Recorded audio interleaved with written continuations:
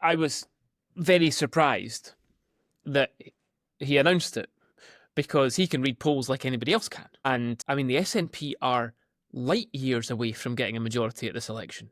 I mean, they're not going to. I mean, they got the majority at the last election based on a vote share which is something like 15 points higher than they're polling just now, and about 15 points higher than they've polled for at least the last year and a half.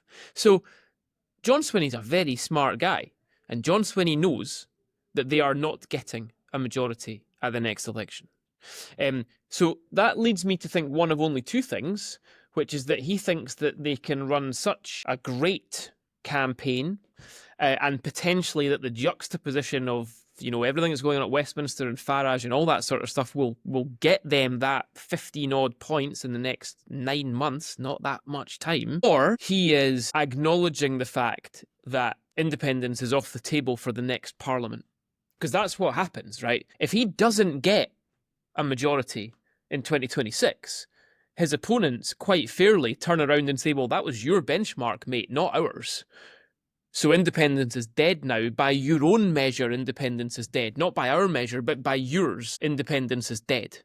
So that's a big play for Swinney to have done that. And I suppose in the long term, it may look less strange than it does in the short term, because in the long term, maybe it's a case of saying, see that 5 years when independence was off the table because they didn't get the majority?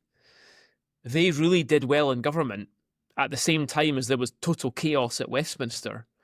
And by the time 2031 rolled around, that's why folk were ready to vote yes. That's why folk were ready to vote in massive numbers for independence. And it was because of that 5 years where they just got on with the job, rather than talking about independence because they played themselves out of it. Now, that might be a clever, it might look really clever when you look back on it in 10, 15, 20 years' time. At the moment, it looks like he is effectively admitting or effectively walking into a situation where his opponents legitimately say to him, well, you've lost and you can't talk about this anymore.